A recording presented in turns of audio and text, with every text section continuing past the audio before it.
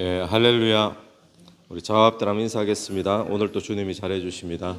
오늘도 주님이 잘해 주십니다. 예, 오늘 예레미야 49장 23절부터 39절까지 말씀 우리가 읽었습니다. 냄새 많이 나지 않습니까? 괜찮습니까? 예, 아직까지 좀 그죠. 예. 안에 방이 덜 말라가지고 냄새가 나는 것 같아요. 이제 오늘 본문을 보면 우리 그동안 새벽 기도회 우리 잠깐 쉬는 가운데 벌써 본문이 쭉 진도가 나가버렸습니다. 그 진도 속에 앞에 어떤 내용들이 있었는가 하면 열방 나라에 대한 하나님의 심판이 예고가 쭉 되어 있었는데 여러 나라들에 대한 심판이 있고 그에 계속되어 가지고 오늘 본문처럼 다메섹, 게달, 하솔, 엘람 우리가 또 처음 들어보는 그런 민족들에 대한 멸망도 심판도 지금 예고하고 있는 것이 오늘 본문의 이야기입니다. 우리 첫 번째로는 이 다메섹에 대한 심판 예언이 나타나는데 23절부터 29절, 27절까지가 이 다메섹에 대한 심판입니다. 이 다메섹은 어딘가 하면 다마스커스로 지금 이제 알려져 있죠. 다마스커스. 이 다메섹 우리가 알듯이 신약에서는 바울이 다메섹에 예수 믿는 자들 잡으러 가다가 다메섹 가는 도상에서 그때 그 다메섹이죠. 이 다메섹은 아람 나라의 수도입니다. 그러니까 여기서 다메섹 그러면 아람 나라 전체를 지금 상징한다고 보게 되는데 오늘 이 본문에 나오는 이 심판과 멸망의 예언처럼 이 다메섹도 결국 예언대로 바벨론에 의해 가지고 느부갓네살 침략으로 멸망을 당하게 됩니다. 근데 24절을 잠깐 보시면 다메섹이 피곤하여 몸을 돌이켜 달아나려 하니 떨림이 그를 움켜잡고 해산하는 여인같이 고통과 슬픔이 그를 사로잡았도다. 24절 말씀을 보니까 이 바벨론 침략을 당해가지고 막 달아나려고 그러는데도 지금 몸이 움직이지 않는 거잖아요. 달아날 의욕도 없고 그냥 속수무책으로 두려움에 빠져가지고 멸망당할 수밖에 없는 그런 모습을 24절에서 잠깐 이야기를 하고 있습니다. 그러면서 25절에는 어찌하여 찬송의 성읍 나의 즐거운 성읍이 버린 것이 되었느냐. 여기 이제 찬송의 성읍이라 그랬습니다. 또 즐거움의 성읍이라고 그랬죠. 왜 그런가 하면 이 다메섹은 그 당시에 교통이나 상업이나 군사나 굉장한 요충지였습니다. 그래서 온갖 영화를 다 누리고 또 사람들로부터 찬사를 받는 그런 아주 큰 성이었어요.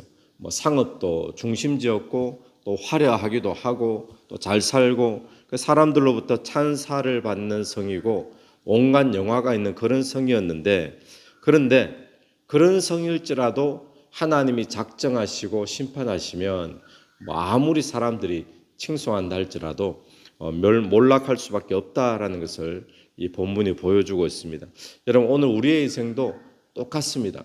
사람 보기에 아무리 훌륭하고 또 경제적으로 잘 살고 안정되고 또 집안에 힘이 있고 또는 사람들이 다 부러워할 만하고 찬사를 보낼 만하고 그래서 사람들이 생각에는 절대로 안 망할 거야 저 인생은 저 집안은 그렇게 이제 불려지는 인생이라 할지라도 하나님이 작정하시면 그런 인생도 망할 수밖에 없다. 몰락당할 수밖에 없다라는 것을 우리는 늘 기억하고 살아야 됩니다.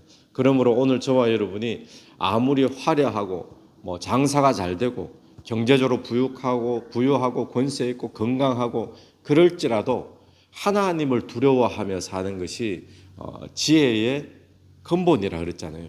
여호와를 경외하는 것이 지혜와 지식의 근본이다 했듯이 오늘 또 저와 여러분이 남들이 다 부러워하는 그런 인생을 산다 할지라도 늘 그 속에서 주를 경외하며 살게 되기를 간절히 바랍니다.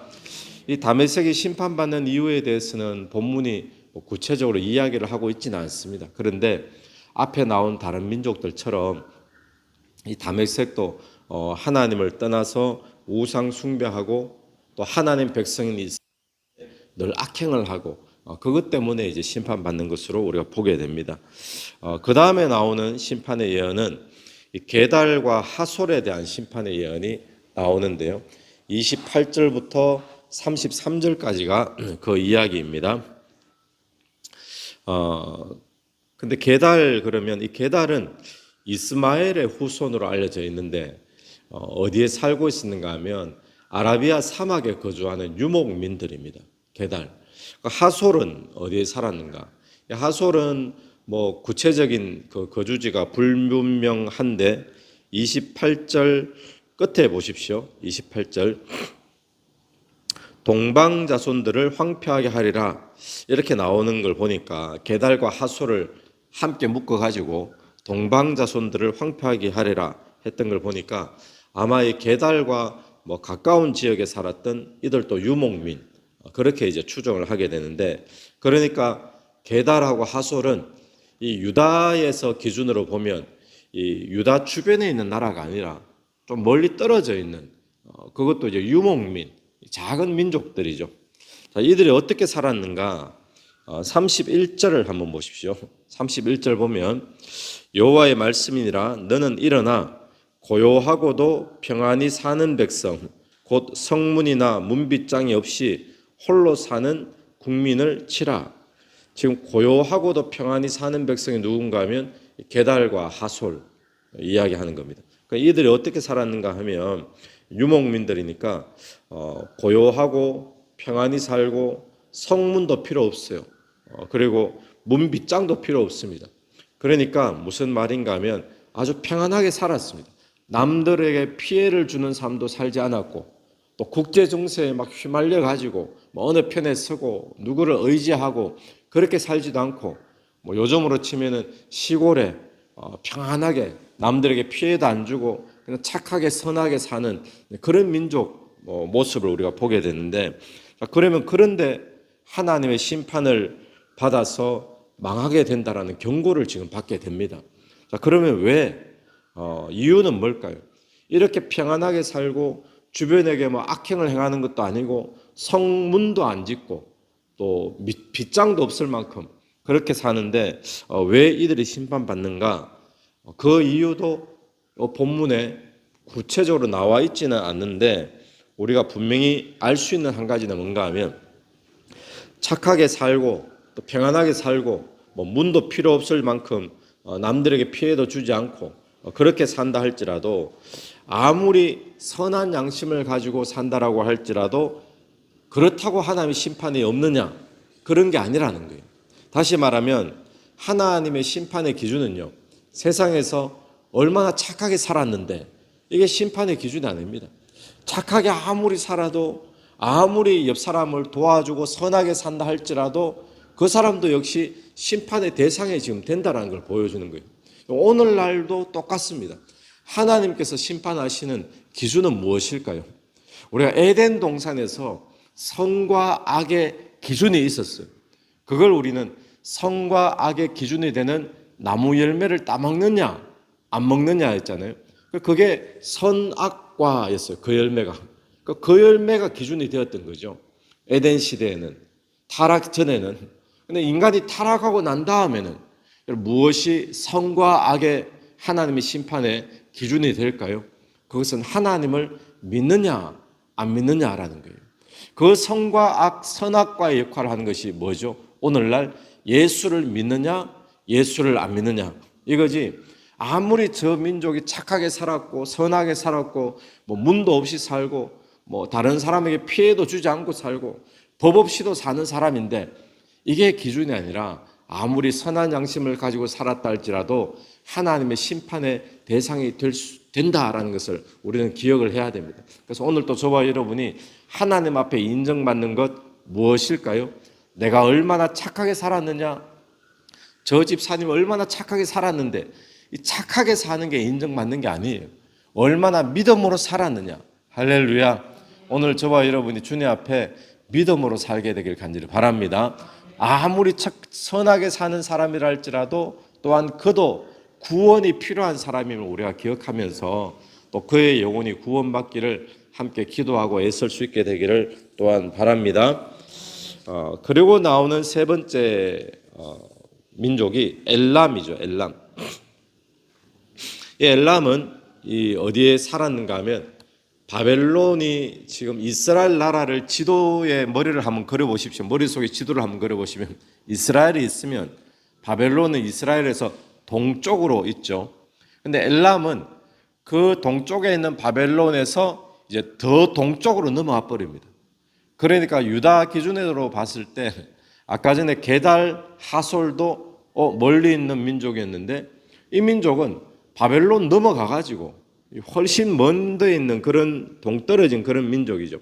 자, 여러분 하나님의 주권이라고 하는 것은 유다와 그 이웃들에만 하나님의 주권의 통치가 미치는 것이 아니라 하나님의 어떤 주권의 통치는 아무리 멀리 떨어져 있는 나라라고 할지라도 사람들이 주목하지 않는 작은 나라라고 할지라도 하나님의 통치 아래 있다라는 것을 우리는 기억해야 됩니다.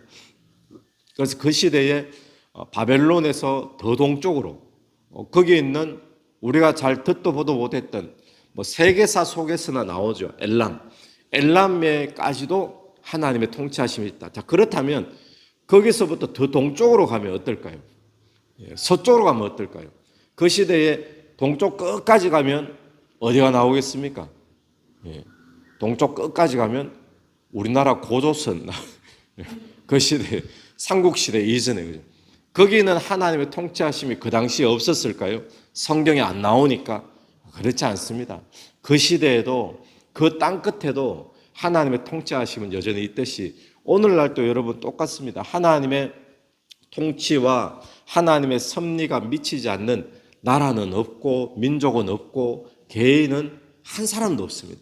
모든 개인 예수를 믿든지 안 믿든지 그 사람이 영향력 있는 유명한 사람이든지 아니면 조그마한 사람이든지 상관없이 모든 개인 어느 민족 어느 땅끝에도 하나님의 통치하심과 주권은 지금도 영향을 끼치고 있는 줄로 믿습니다. 그래서 오늘 또 우리가 기억해야 될 것, 나 같은 자도 하나님의 통치하십니다. 우리 안에 직접 들어오셔서 하나님이 지금도 일하고 계신 줄로 믿습니다. 근데 오늘 엘람을 보면 35절 말씀에 하반 35를 보시면 이런 말씀이 있죠. 만군의 여호와가 이같이 말하노라. 보라, 내가 엘람의 힘에 어떤가는 활을 꺾을 것이요. 엘람을 심판하시는데 엘람의 힘에 어떤가는 활을 꺾을 것이요.